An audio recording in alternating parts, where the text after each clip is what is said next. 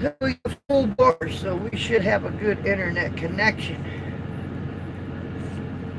I'm going to do a live show here. I just want to kind of collaborate what happened. And hey guys, what are you doing? This morning, and we're having our coffee before we roll. Hey Emma, how you doing? Yes, we're gonna do us a live feed here. Hey, Trucker Rudy is there. Good morning to you, sir. We're up, we're having our coffee, and we're gonna be rolling here shortly. I just want to get a few people in here.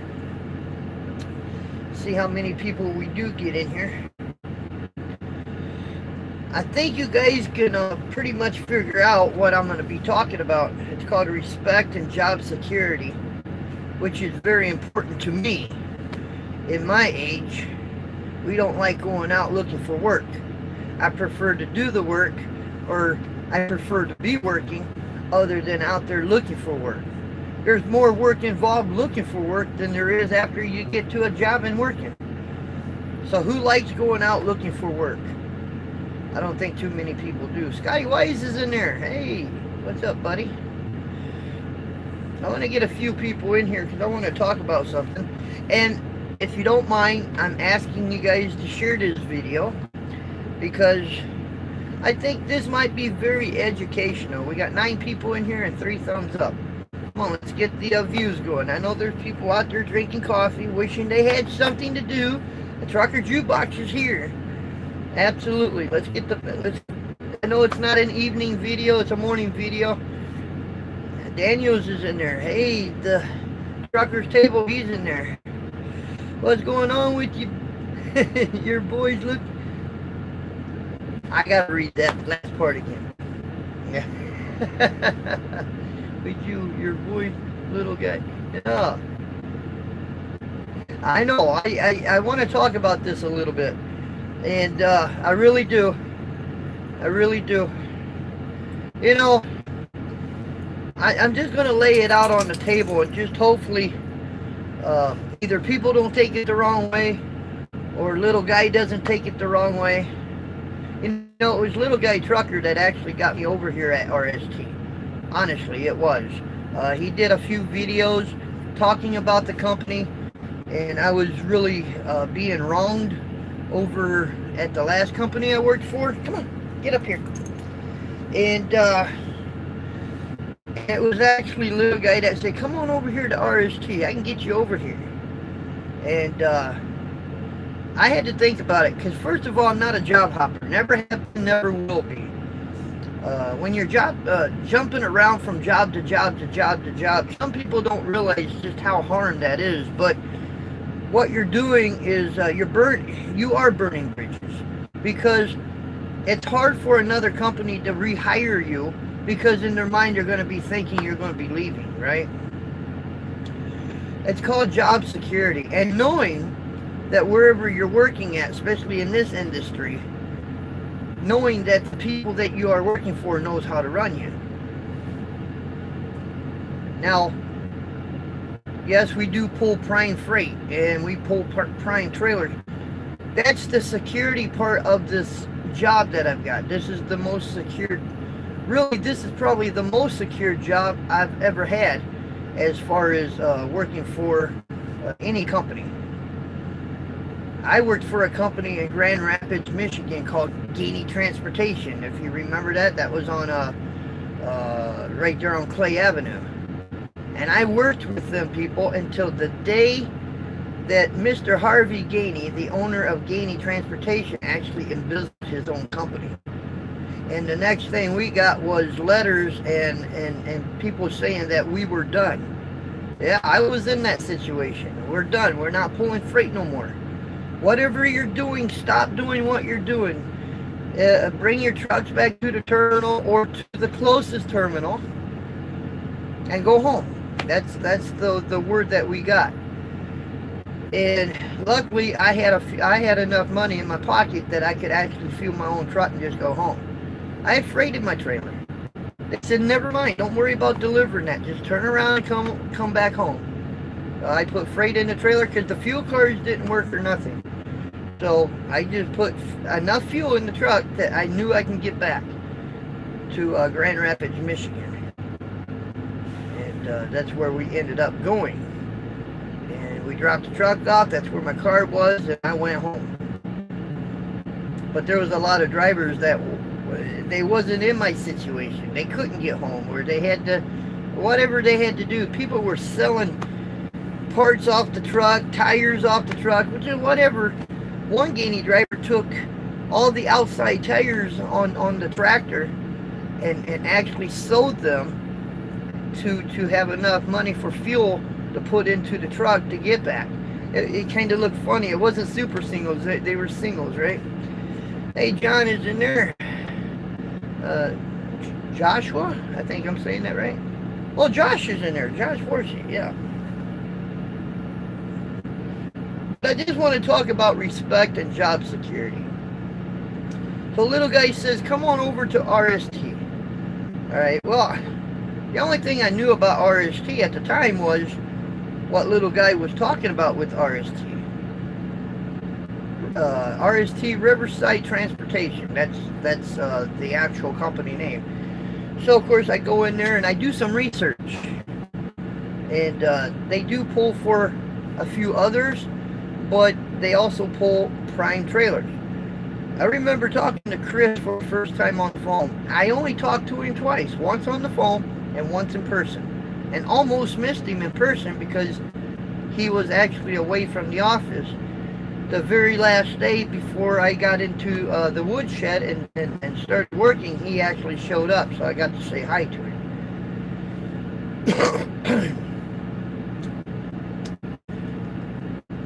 But anyway, I did some homework on the company, and I think it was little guy that I did most of the talking. Matter of fact, to be honest with you, it wasn't Chris that called me back to tell me I was hired. It was little guy that actually called me and said, hey, you're hired, you got the job, when can you come? And I said, well, I was still at Marquardt, right? And I said, well, I rented the U-Haul. I know a lot of people thought that was crazy, but I had to get my stuff out of that other truck, that Marquardt truck, into the U-Haul so I could take it back to Houston, because I didn't want to be telling Woody, I got to go back to South Dakota and get my stuff. I didn't want to mess with that. So that's why we got the U-Haul. I was able to haul. Of course, the truck was a little bigger than I needed, because I only needed a 10-foot box. They gave me something bigger, but... And then I loaded up the U-Haul, and I went to Houston. I'm here to tell you guys a true fact. I've worked for a few companies in my lifetime, and I've met a lot of CEOs and people who ran the companies, and but never in my whole entire career, I'm talking 25 years of driving truck, have I never in my whole career ever been treated so respectfully, ever in my life, than I did with RST when I first showed up. And I'm not kidding. Woody is the nicest person that I know, but the smartest person. He's smart. He's got 8 trucks now, right? And he just has a brain. He has knowledge of how to run a company. And I'm not just saying this. I'm not going to lie about this, because if he was an F-up, if he was an actual F-up, I would tell you, straight up. I'm not going to throw punches. I'm not going to tell no lies. If this company was a real big mistake coming, I would just put it on the line. What do I have to lose by telling you guys the truth? Nothing. You gotta be honest. Now, but anyway, when I first showed up at RST, I've never in my whole entire trucking career ever been respectfully respected. And I respect them. I really do. Now, I don't know much about Chris. I really don't. Like I said, I've only talked to him a few times, but I work for Woody. You guys know Woody, I'm sure. And then on top of that, I got the woodshed.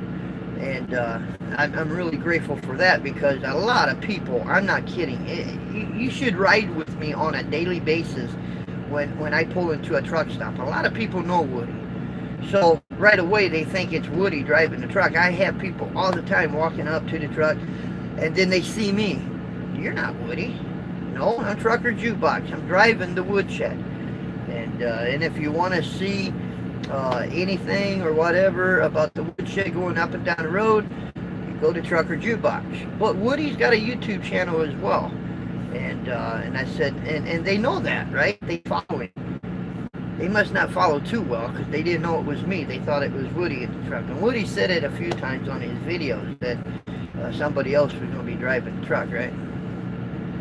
But where the job security comes from is, one, RST, me working for Woody, you really have to F up really, really super bad in order for you to lose your job. I think the only thing that Woody is actually asking for is go out there and bust your ass, because he can't make payments, he can't pay the drivers, he can't pay his bills if his trucks aren't out there running, right? Good morning, Jukebox and Panda and Jake. I'm sorry if I'm not really reading the comments all that much, because if I get off track, my friend Rudy will tell you, I'll forget what the heck I'm talking about. So I'll read the comments here in a minute. But see, I get off sidetracked here. Come on, get up here. But he just expects you to drive the truck and deliver the freight, because that's how he pays the bills. 8 trucks aren't nothing if you don't have drivers in them trucks going down the road and doing what they have to do. If half of them were parked, he'd be in trouble, because then it becomes an asset, a sitting asset. It's not making money, right? You're not rolling, so he's not making an income. So he's got to have good drivers that are actually driving for him, that understands the philosophy. You've got to roll that truck, and you got to deliver your freight on time, and just try to roll as much as you can, because that's how he gets his bills paid. But the job security part that I'm talking about is actually really, in all reality, the smartest move that you can even imagine is pulling for a mega company, a big company. And in this case, I pull the prime trailers. So I'm always, and this is the true fact, if you really want to, and I'm not very good when it comes to advertising for a company. I'm not. I'm just not good at it. But I will tell you this.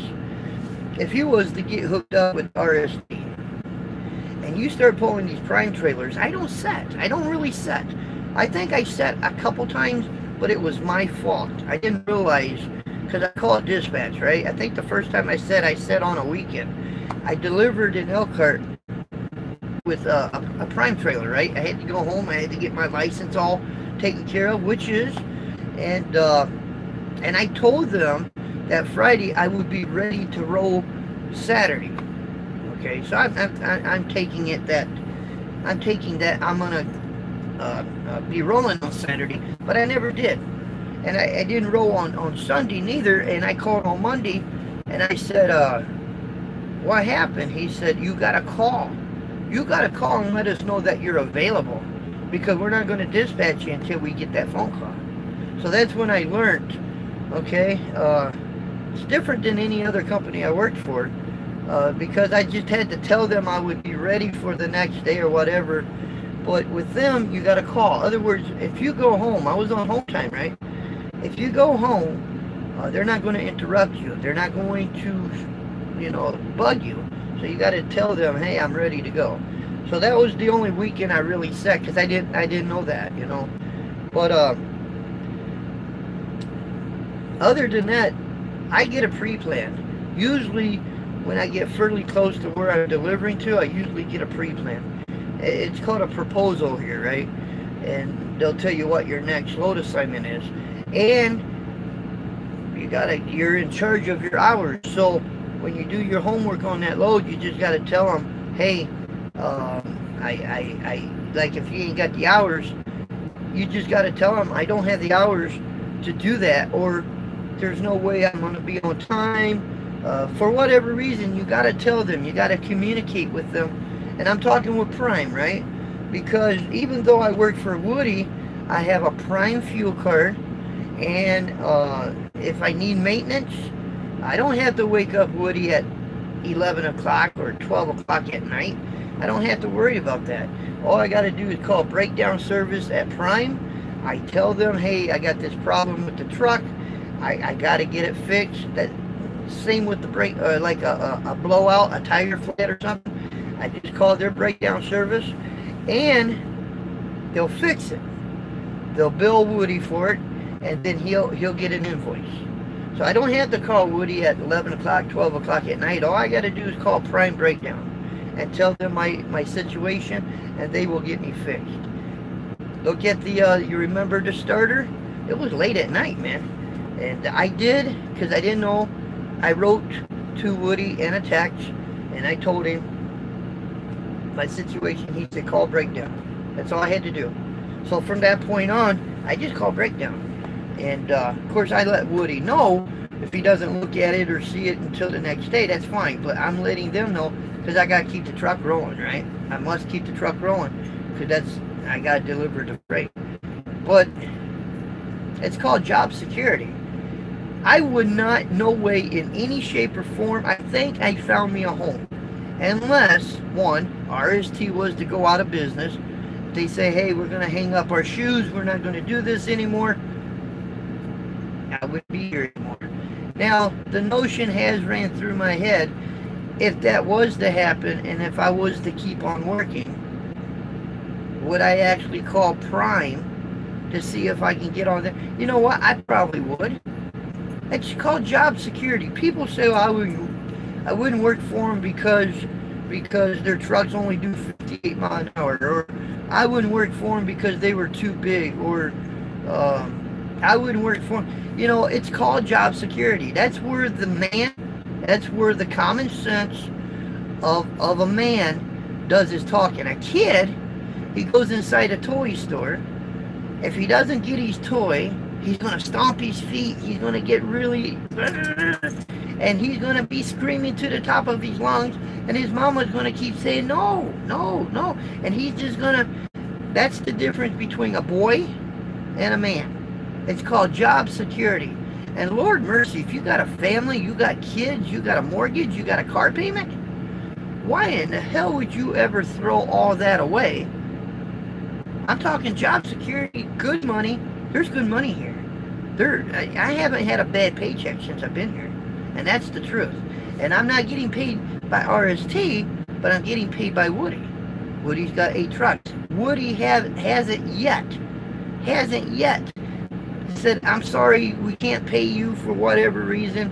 Or has he ever said, paychecks aren't going to be here this week, but I think I'm going to get you next week? I've never heard him say that, and I've always gotten paid on time. I guarantee now I get paid on Tuesday, and I get paid every 2 weeks. I don't get paid every week, so I have to learn to adjust how I'm getting paid. But I'm telling you, my paychecks are sweet. And I'm still new here. I'm not new in driving truck. I'm just new here at the company. So, who in the hell in their right mind would throw away job security and good money? I'm sorry, I just got to say this. Matt is a friend of mine. He really is. I respect the guy. I really do. And I respect whatever he really wants to do. But it was Matt that got me over here, because it's a good company.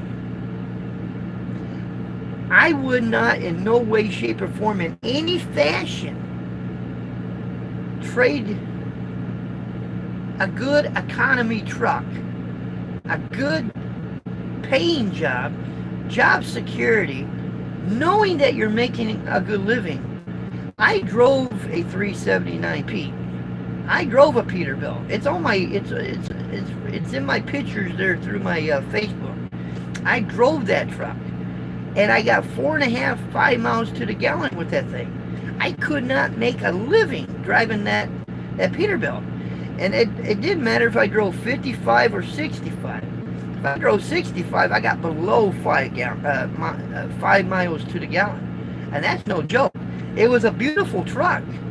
I loved the truck. It was pearl white. It had chrome on it. It had everything. It was, people looked at me when I drove that truck, but I didn't make any money with that truck. What I ended up doing, I stopped driving that truck.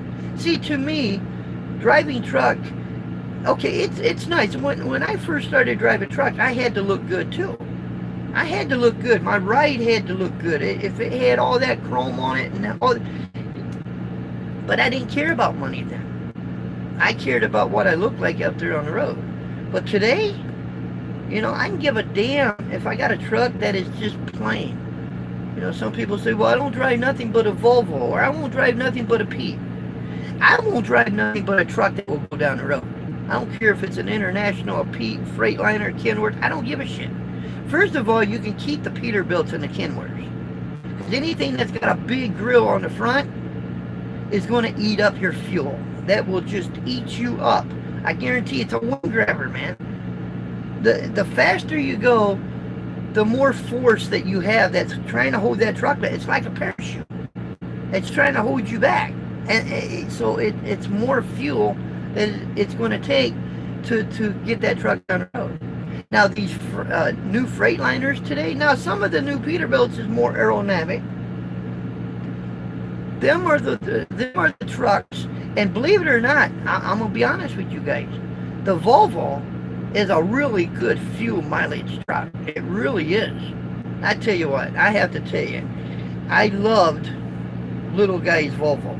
So it wasn't Pete and it didn't have a long hood, or it wasn't a Kenworth that didn't have a long hood, but I loved his truck because RST did care. They put the logo. I don't know if did little guy pay for the logo or did RST, it don't matter.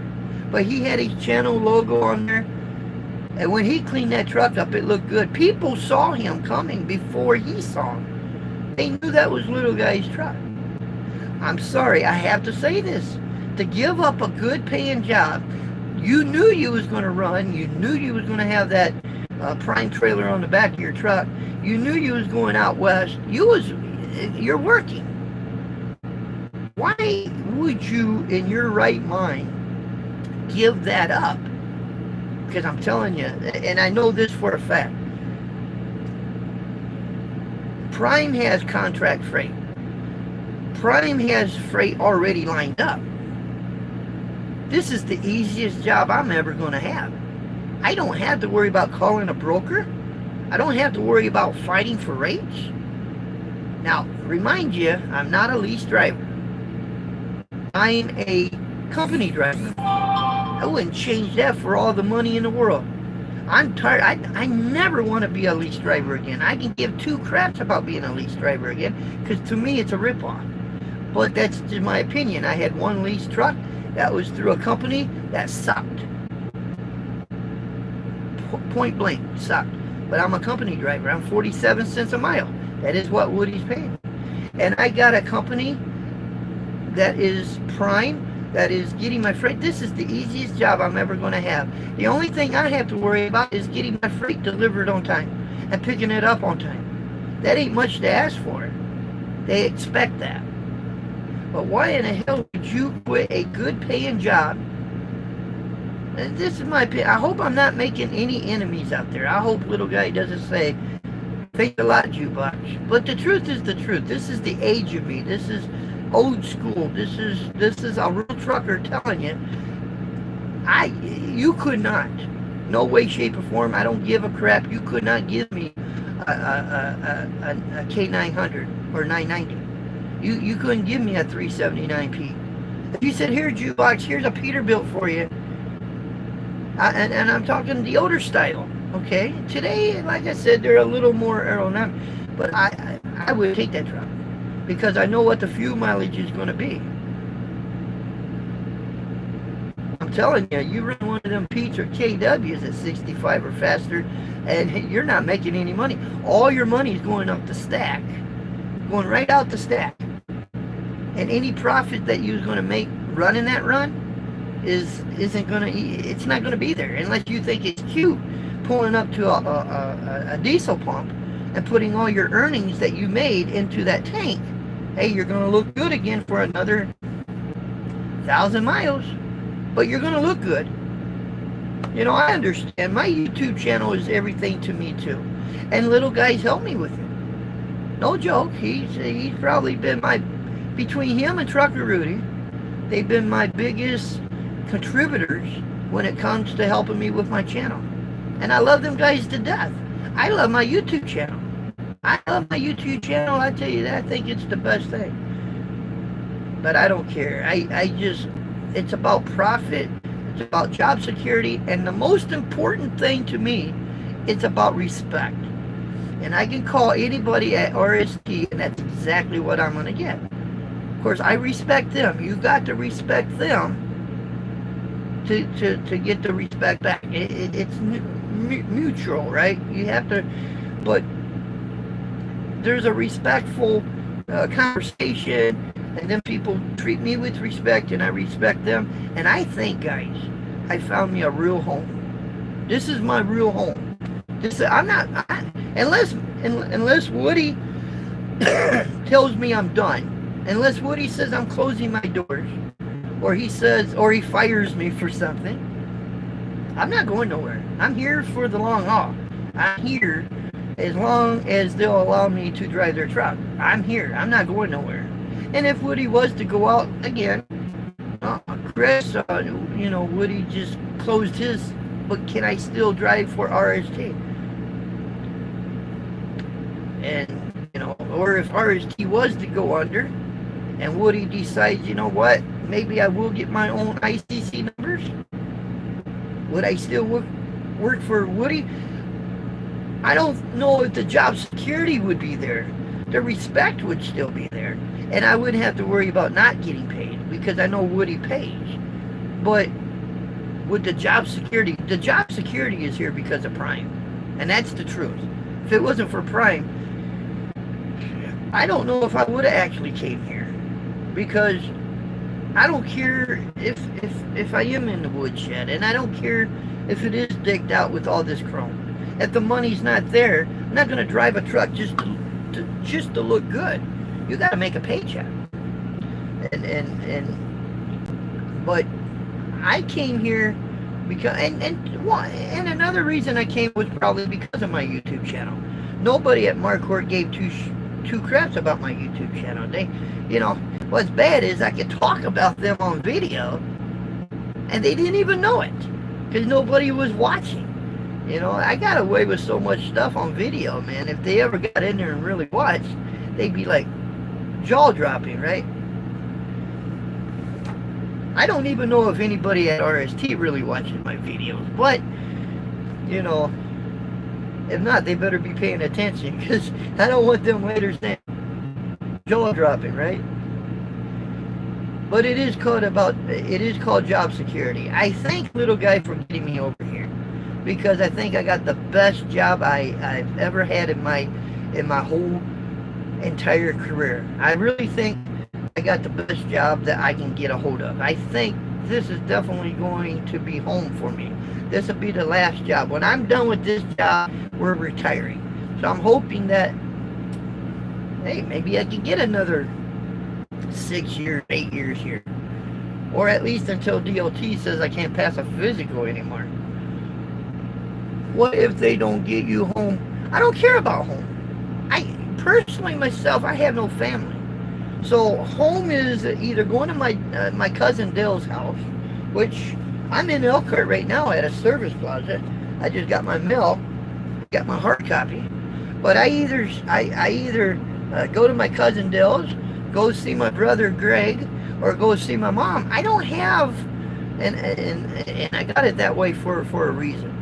Okay, I'm not going to pay rent, and well, at that time, pay rent and a lease.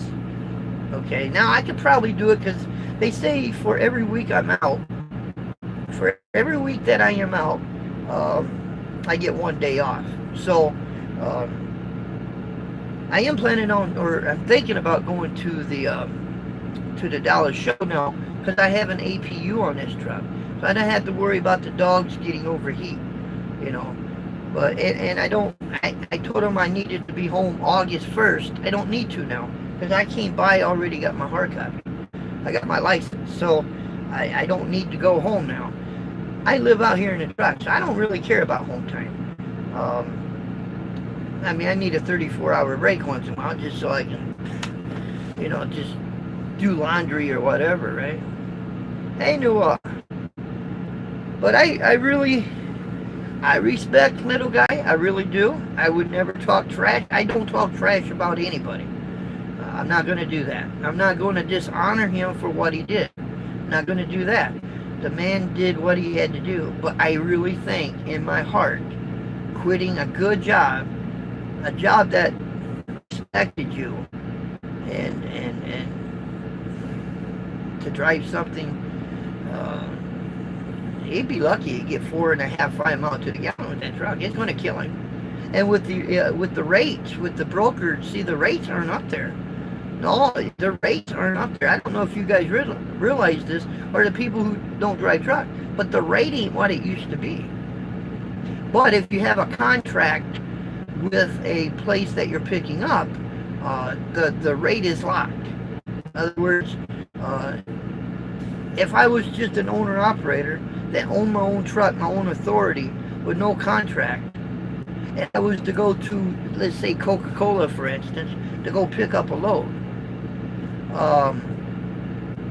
But there were, let's say there's 4 or 5 primes there, maybe 2, 3 JB Hunts, and a few Swift.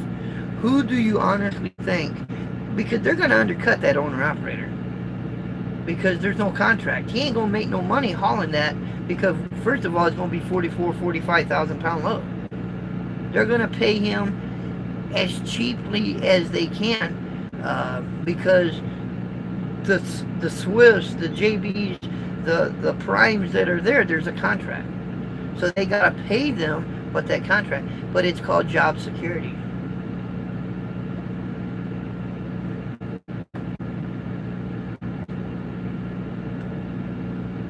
And if you guys really want a good company, I'm not kidding.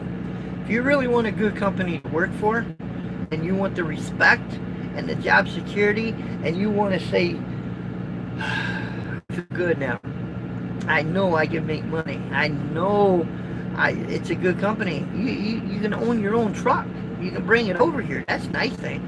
You can probably call them up and say, hey, I got a truck, and it's a 2018, and I know I've got to make money with it in order to be able to keep up with my payments.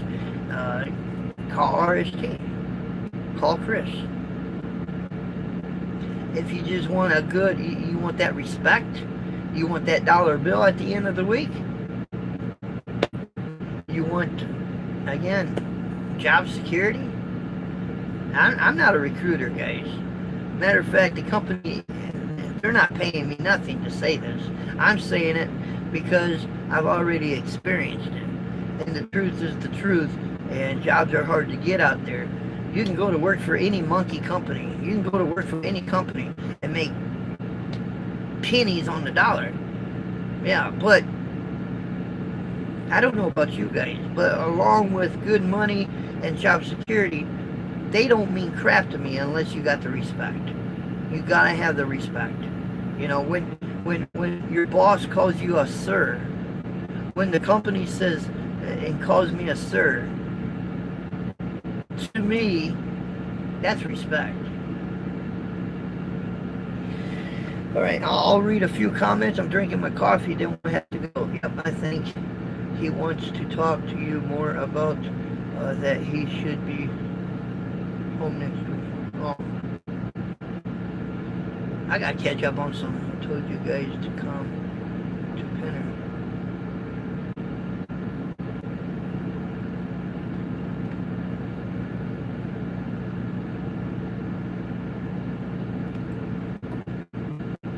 Good coffee. I make my own coffee too. I love being my own boss. Yeah, go where I want, when I want. And if you are an owner-operator and you're allowed to do that, and if you got your, because even an owner-operator can set contracts with certain companies. You've been out here, let's say you've been out here 10 years as an owner-operator, and you're picking up for any random company, and you got a nice truck and you're always on time, that's what's going to see. We have to sell our service, and our service is picking up on time, leaving on time, delivering on time, and they like your truck. You don't stink, you dress nice, you go into a customer and they like that, and you do that continually over and over and over. You're probably going to get some guy with the suit on coming out saying, we would like you to be one of our permanent drivers that would deliver our freight for us. Now write up a contract, lock it in, $2 a mile, $3 a mile, or whatever that suits you, and see if you can get a contract and lock with that, so that way if the freight falls, the contract is good, right? So you're going to get paid what that contract says. As an owner-operator, you can do very well for yourself. You're not going to do good at all if you got to call a broker. I'm sorry. Hey, my name is Larry. I drive for so-and-so company. You got a load here going from there and there. Yeah, it pays $1,300. $1,300, but it's going 1,800 miles. Yeah, it pays $13. I can haul it, but I need at least $2,000 for this load. I need 23. Sorry, we can't do it. There's other drivers out there that can do it for our price. Well, you get that person that will haul your freight for $1,300, because first of all, stupid in the head to do it to start with, because the minute he hooks up to that load, the minute he gets loaded with that freight, he's already in the hole. He never has to leave the parking lot. He's already in the hole, because it's way below $1 a mile. I got me a load. It pays $1,300, but it's going 1,800 miles. You big dummy. You haven't even fueled your truck yet. You haven't even left the parking lot, and you ain't making no money. But he's bragging about it because he found the load on his own, right?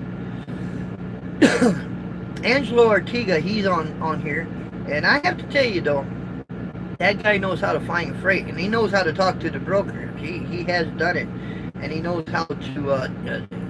He won't haul it if it's cheap. He always tries to get them to go up with it, and usually 9 times out of 10 he has it done. So my hat has to come off to him for that, because he knows how to find freight, and that's a fact to be a fact. But if you're an owner-operator though, and you can get locked into a contract, but you're dedicated to that contract now, right? So if you got one truck, you're an owner-operator, you got one truck, you don't have no other trucks, you're dedicated to pull their freight. So you got to make sure that your truck's in good shape. You can't break down. You can't afford to break down. What are you going to do? Call that company that just gave you the contract and say, I just blew a transmission, I just blew a motor. That's going to be more than an overnight repair. That's going to probably take a week or two the most to get you back on the road. Who's going to pull that load? Who's going to pull that trailer for you that you got a contract with? Now, because you got freight, now you're going to have to hire an outside company to actually pull your trailer to that delivery. So you better make sure you get good money for that, because that can actually put you in the hole too.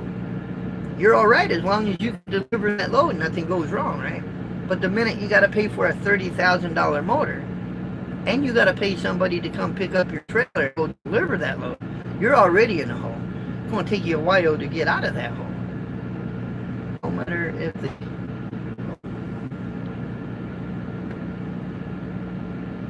But that's why I'm at RST. That's why I'm here. Respect, job security, and I know I'm making a paycheck. I love working here, and I'll be here as long as Woody or RST allows me to be here.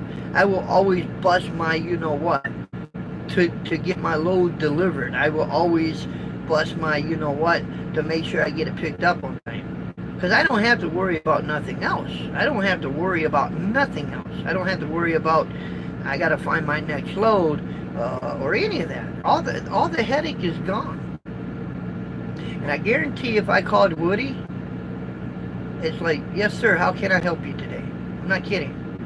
That's the conversation. That's how it starts out. Yes sir, how can I help you today? instead of calling somebody. I work for a company, and you call them up. Now what do you want? Kind of make you want to hang up the phone. Did I kind of interrupt something here? When it feels like you're bothering somebody, when you call somebody, I'll hang up the phone quick. I don't even, you know what? Answer me by saying, what do you want? And I sincerely mean, like, what do you want now? I will hang up the phone, I will delete the number, and I guarantee you'll never get a phone call from me again. Because I won't be answered that way. Because I'm not going to answer you that way. You know, you call me, hey, how you doing? What can I do for you today? You know? You can tell when somebody is smiling when they answer that phone. I can. I'm sure you guys can too. You can tell when somebody is smiling when they answer the phone. Well, as a truck driver, we're always needed. We're always needed as a truck driver. It's always going to take a driver behind. See, this truck, it's amazing. My truck, your truck, anybody's truck isn't crap if it's just sitting in a parking lot not moving. As bad as companies think that the truck is more important than the driver. Without the driver, the truck ain't going nowhere. The company is losing money ASAP as soon as you walk away from that truck. The minute they got to get on a 747, fly to wherever that location is, they're already losing money from that truck because they got to go rescue the truck, Lord mercy if it's got a load, and if it's got a reefer load, that reefer unit's going to run out of fuel eventually if somebody doesn't put fuel in there. Now let's say you have a $50,000 or $40,000 load of meat. Now it's going to go bad, and you're going to lose the load. You're going to lose. I mean, yes, without the truck, the driver wouldn't have a job. So it's kind of like a team thing, right? It takes the driver for the truck to operate, but it takes the truck for the driver to have a job. It's like a team effort. It's a team effort. I personally myself, I had a long nose truck. I never want that long nose truck again because it does not make any money. It really doesn't. But I wish him luck. I know what truck he's getting. I know it's kind of spilt the beans out there what he's going to be driving, but I'm not going to say. I prefer him to do his talking. But I already know the truck that he's driving, and I've been watching a few videos and been listening to a few guys talking, and it's going to be a lot of work on that truck that he's going to get. I guess according to what I was told, it was already having transmission problems. So right from the get-go, the only way that he is honestly from the start to make any money, if he makes a deal with them about advertisement, if he advertises for them and he has a salary that is going to go along with that truck. In other words, they're going to pay him no matter what. Let's say a 2,500 mile guarantee, even if he only drives 1,500, or something like that. If he has something like that, then he'll be okay because he's on a salary. But if he's got to go in there and make, well, I don't know if he's going to have truck payments or not, but if he's going to go in there and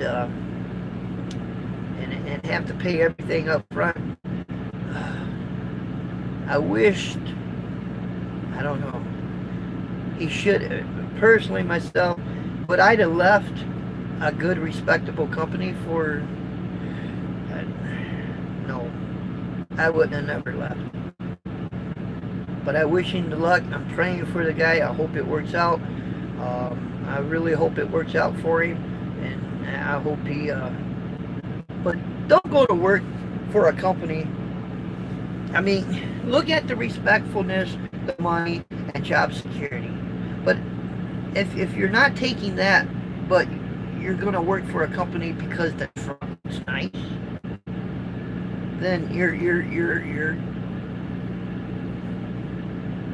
you're not grown up yet.